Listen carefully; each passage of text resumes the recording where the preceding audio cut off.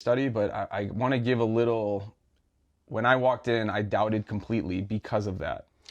It would literally, it wasn't even a possibility because chiropractic medicine wasn't medicine in my brain. Is that something that you fought against, and like, how do you work with that in your own head? Absolutely, and chiropractic's got a really colored history because of that, right? And there's a reason for that. There's a true, we don't always. I think a lot of it is our fault as a profession, and a lot of times too, by putting science as the basis as to what we do, right, and letting that be the cornerstone that drives us in our communication and our certainty, and our ability to look patients in the eye and say, "Can I help you or not?" objectively. I always want to know those three questions. Where's the problem? Where's it coming from? What's the cause of your ailment or disease or lack of functioning or lack of vitality? Can we correct it clinically? And then can we prove it through objective measures? And that's the science part, right? That's the best part. Right? That's the part we're going to show people. Yeah. Because there's stories all about this. Like, you will have heard a story about chiropractic medicine changing somebody's life.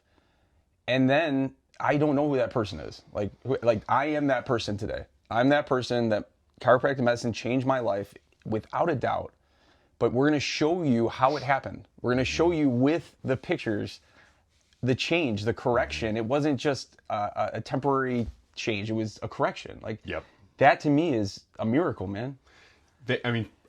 It's so powerful to hear you say that and to see it be, to witness it on a daily basis, but then also knowing that we can look at it from a perspective of undeniable objectivity, right? And then what is also behind the scenes that we can't measure? So the quantum field and all that, that's where it starts to get that woo-woo scenario.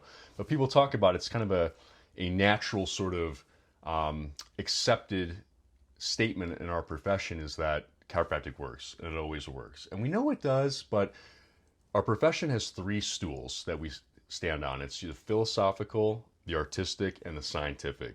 We're really good at the philosophy, knowing that, pain management, that's kind of where we've drifted into, but the brain controls every function. The art of it. So how do you actually deliver that care? What are you actually doing when you come into the office? What's the rhyme and the reason as to why you're putting your hands on a certain area and influencing a certain spot that could increase their function or potentially ameliorate their pain or their symptoms? We're much more about increasing, again, how is that brain communicating with the rest of the body? And that comes through the scientific realm of that stool. So it's that three-legged stool that really what the Pierce Results System, which is the way I practice, stands on, is that we want to take the guesswork out as to what we're doing so we get as much healing into the body as possible from the get-go. Is the Pierce Results System the only method or the only methodology that can show? It's a great question. What I love about the Pierce Results System, it's currently the only methodology that can show full spine objective correction when it comes to structure, function with motion X-ray. So video fluoroscopy is that dynamic motion of the spine, and then also infrared thermography. And you do all this at the clinic, right? We do all of that, and that initial sort of view into what the nervous system is doing with that infrared thermography allows us to know where have you been all these years and how has your body been adapting over time. There's other great techniques that have a phenomenal plethora of research behind them, like upper cervical care, which is a very gentle corrections of the area of C1, C2, and that critical junction of the spine that connect to the brainstem and have an impact on the cerebrospinal fluid. The thing about the Pierce Results System, though, Dr.